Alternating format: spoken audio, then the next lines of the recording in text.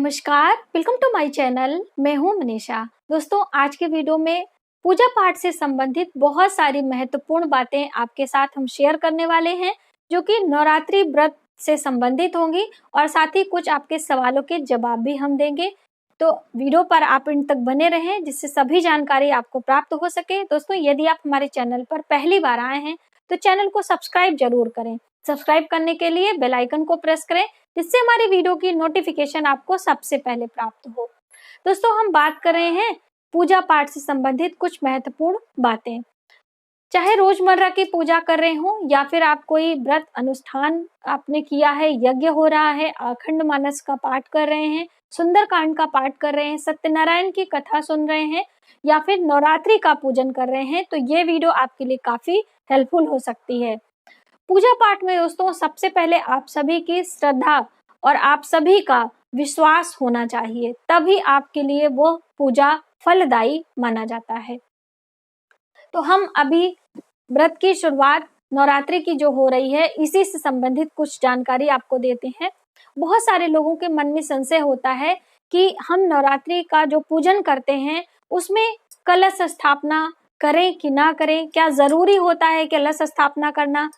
जो अखंड दीप जलाया जाता है, वो अखंड दीप हमें प्रतिदिन जो है मतलब जरूरी है कि नहीं, अलग से चौकी लगाएं कि नहीं। मेन सभी का प्रश्न ज्यादातर यही है कि हम अपने पूजा मंदिर में ही जो माँ दुर्गा की प्रतिमा है वहीं पर पूजन अर्चन कर सकते हैं कि नहीं। तो दोस्तों, आप बिल्कुल कर सकते हैं। आप माता रानी की पूजा जहाँ पे आपने स्थापित की है वहीं पर बैठकर पूर्ण श्रद्धा भाव से मंत्रों का जप, उन्हें जो भी फल प्रसाद भोग मिठाइयाँ चढ़ाना है आप चढ़ा सकते हैं और व्रत का लाभ ले सकते हैं। लेकिन यदि हम किसी को अलग से आसन देते हैं, अलग से उनके लिए पूजा पाठ की व्यवस्था करते हैं और उन्हें अलग से मान सम्मान देते हैं उनके खास दिनों में, तो हमें उनकी कृपा अधिक प्राप्त होती है। इसीलिए कभी भी किसी के जो दिन आते हैं, जैसे माता महालक्ष्मी का दिन है या फिर जो है आप नवरात्रि के दिनों में अलग से चौकी लगाने के लिए कहा जाता है कि हम उन्हें ज्यादा से ज्यादा समय दे पाएं और उनका पूजन अर्चन कर पाएं। तो इसीलिए कहा जाता है, यदि आप नहीं कर सकते हैं तो कोई बात नहीं है।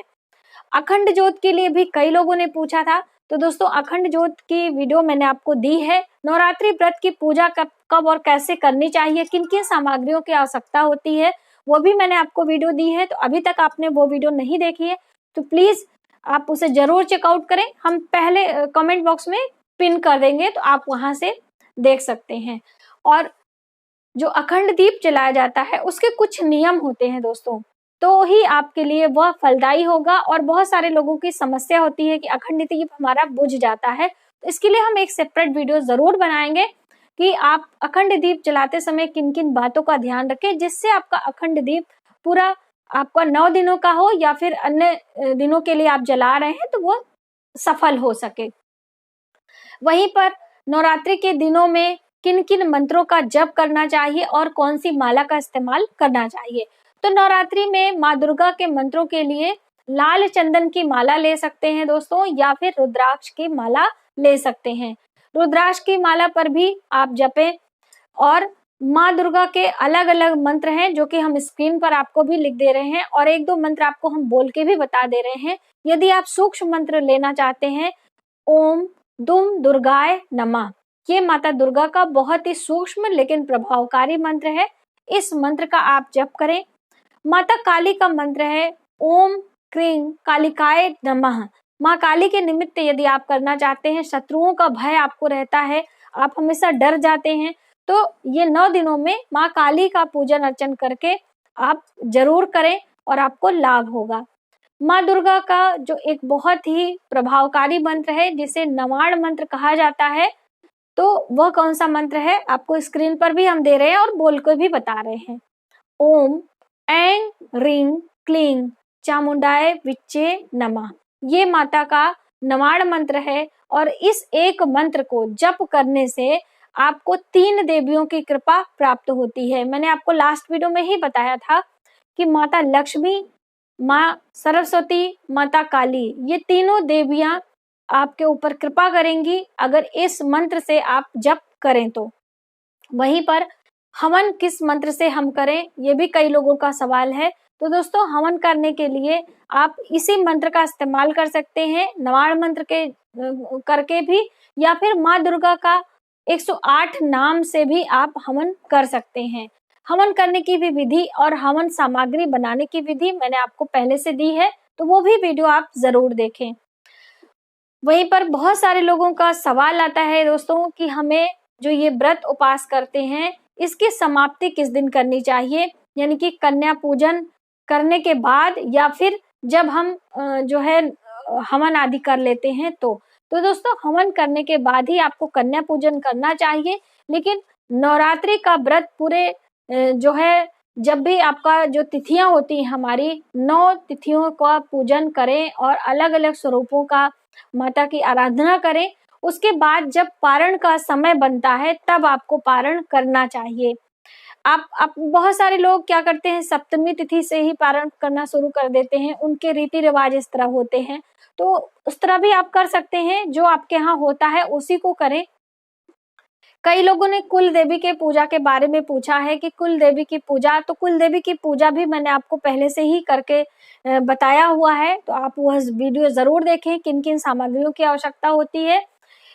अष्टमी तिथि को भी कुल देवी की पूजा की जाएगी, नवमी तिथि को भी पूजा की जाती है। जैसे ही आपके कुल परंपरा में रीति रिवाज हो उसे जरूर आप फॉलो करें।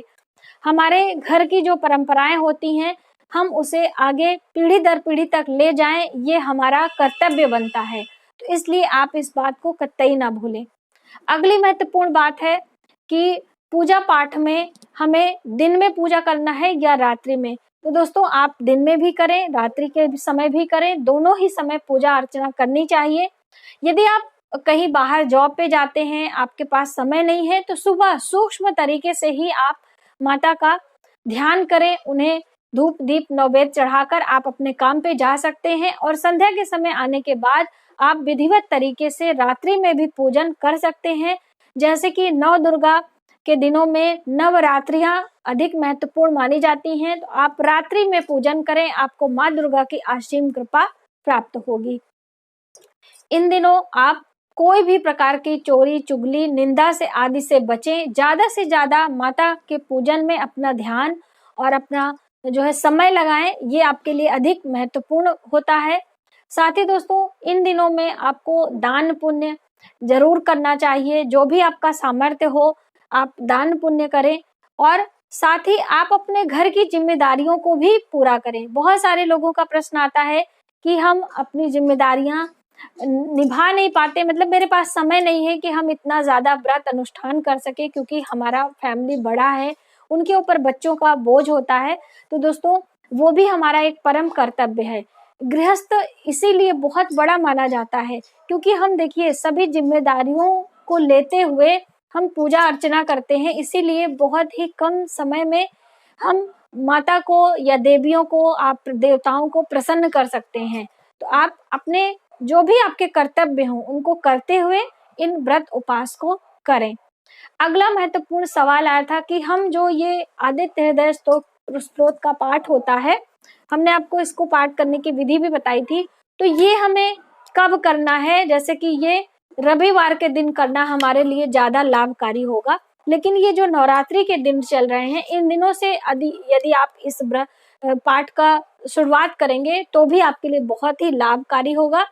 दोस्तों सूर्योदय के समय आप करते हैं सूर्य के समक्ष, तो आप इसका जल्द रिजल्ट देख पाएंगे। तो आप ये करें, बहुत ही प्रभावकारी है। भगवान श्री रामचंद्र जी ने भी ये आदित्य हृदय स्तोत्र का पाठ किया था लंका पर विजय प्राप्त करने के लिए। तो यदि आप किसी जो है एग्जाम की तैयारी कर रहे हैं या फिर आप किसी जो है कंपटीशन में जाना चाहते हैं और आपका क्लियर नहीं हो रहा है, तो ये आदित्य हृदय स्तोत्र का पाठ जरूर किया करें।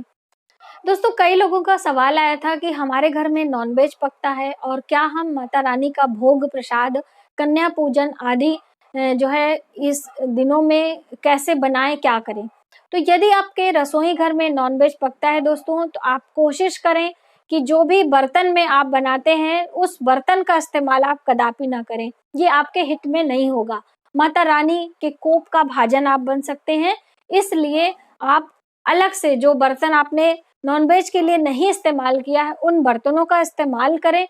यदि इस तरह संभव नहीं है तो आप बाहर से फल मिठाइयाँ लाके माँ को भोग लगा सकते हैं, बतासे का भोग लगा सकते हैं। बाहर से आप इमरती, जलेबी और फल आदि कन्या पूजन में भी खिला सकते हैं। इस तरह से करके आप इन दिनों का लाभ ले सकते हैं। कोई भी आप गलत कार्य ना करें, नहीं तो माँ रानी नाराज होती हैं, ऐसी भी मान्यता है। तो इसलिए आप पूर्ण श्रद्धा भाव से, पूरी साफ सफाई स्वच्छता से आप पूजन अर्चन और भोग प्रसाद लगाएं। अगली महत्वपूर्ण बात है कि कन्या अगर आपको नहीं मिलती हैं तो आप कैसे पूजन करें। तो कन्या में आपको 2 से 8 वर्ष की आयु का चयन करना चाहिए और यही हमारे लिए शुभ होता है। कन्या पूजन में आप, जैसे अभी तो लॉकडाउन नहीं है तो आप कन्याओं का अरेंजमेंट कर लें। आप मंदिरों में जाकर कन्या अरेंज कर सकते हैं, वहाँ पे आपको आसानी से मिल जाएंगी, तो आप वहाँ पर जाके कर सकते हैं। यदि ऐसा नहीं है तो आप 9 थाली में भोजन निकालें और माँ दुर्गा के 9 अलग अलग स्वरूपों को कन्या स्वरूप मानकर उनका पूजन करें। और कन्याओं को जैसे हम पूजन करते हैं, उन्हें हल्दी कुमकुम का तिलक लगाते हैं, उनके ऊपर हम अक्षत पुष्प छिड़कते हैं और उसके बाद भोग प्रसाद देते हैं और दक्षिणा देते हैं। तो ये सभी आप माँ दुर्गा के 9 अलग अलग स्वरूपों को करके वो भोग प्रसाद अर्पित करें। उसके बाद दोस्तों वो जो प्रसाद है वो गौ माता को आप गौशाला में जाके खिला सकते हैं। ऐसा भी करके आप कन्या पूजन का लाभ ले सकते हैं। तो इस तरह से छोटी छोटी बातों का ध्यान रखते हुए आप नवरात्रि व्रत की शुरुआत करें और इस व्रत को आप पूर्ण श्रद्धा भाव से करते हैं तो आपकी बहुत सारी मनोकामनाएं पूर्ण होती हैं। तो आज की वीडियो में बस इतना ही। हमें उम्मीद है कि आपके सभी सवालों के जवाब मैंने दिए होंगे और आपके लिए ये वीडियो काफी हेल्पफुल होगी। तो मिलते हैं एक नई वीडियो में, तब तक आप अपना ख्याल रखें। जय माता दी।